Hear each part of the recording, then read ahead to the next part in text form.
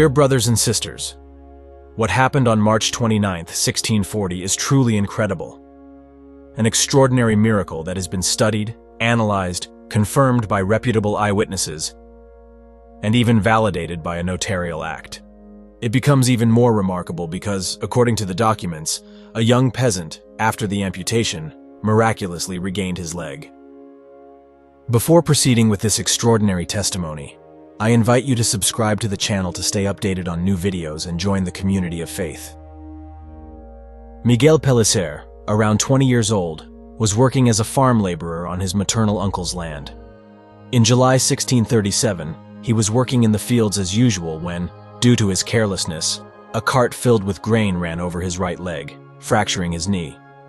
He was taken to a nearby hospital and received initial treatment, but he decided to seek further care at the hospital of Zaragoza, over 300 miles away.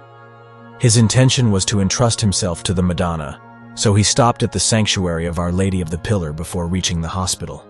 There he confessed, received the Eucharist, and entrusted himself to the Virgin Mary.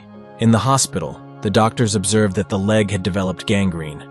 The long journey had worsened the situation, and amputation remained the only solution to save his life. The surgery took place in mid-October, and as was customary at the time, the leg was taken to a designated section of the hospital cemetery and buried. Miguel was discharged in the spring of 1638 with a wooden leg and crutches. Instead of immediately returning home, he lived as a beggar for 2 years at the sanctuary of Our Lady of the Pillar in Zaragoza. Every evening, he would anoint his stump with some oil taken from the 80 lamps that burned continuously in the chapel of the Madonna, believing that this would obtain the Virgin's assistance. 2 years later, he decided to return home to his family. On the night of March 29th, Miguel went to sleep, and after a few hours, his mother entered the room where her son was sleeping and smelled a scent she had never smelled before. She saw that Miguel didn't have just 1 foot, but 2, with his legs positioned in a way that resembled a cross. Miguel recounts that he was dreaming of being in the sanctuary of Our Lady of the Pillar and anointing his leg with blessed oil. He is convinced that his healing was the result of the intercession of Our Lady of the Pillar. The news spreads rapidly throughout the country, and the mayor decides to ascertain the truth by initiating a legal process. The alleged miracle caused a great uproar, leading to the decision to make the entire process public. The statements, testimonies, and all the evidence gathered during the investigation were disseminated so that everyone could examine them and promptly refute any claims if necessary. 24 witnesses were called to verify every step of the incident. The doctors and nurses who performed the amputation, as well as 2 doctors who examined him after the amputation, were summoned. Family members, neighbors, and even people who encountered him during his time as a beggar were heard. Under oath, everyone confirmed Miguel's account.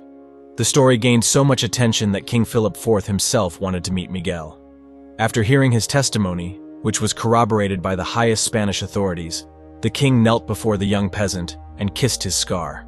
On April 27, 1641, the Archbishop of Zaragoza issued a verdict, declaring that Miguel Juan Pellicer, a native of Calanda, miraculously had his right leg restored, which had previously been amputated. It was deemed not a natural occurrence, but a remarkable and miraculous event, meeting all the conditions required by the law. From the testimonies, it emerged that the reappeared leg was the same one that had been amputated 2.5 years earlier. This was confirmed by the presence of pre-existing scratches and scars. Furthermore, when the grave where the severed leg had been buried at the hospital of Zaragoza was excavated, it was found to be empty. This extraordinary miracle has remained in history due to the extensive documentation and testimonies collected during the process, which make a story that is truly incredible. The story of the miracle has been meticulously reconstructed by historian Vittorio Missori in his book, The Miracle. This prodigious event is perhaps one of the most sensational miracles in history, precisely because of the nature of the miracle itself and the abundant documentation attesting to the impossible healing. Dear brothers and sisters, truly the ways of the Lord are infinite. Thank you for watching the video, and if you haven't already, please subscribe to the channel and leave a comment. Let us know what you think. God bless you.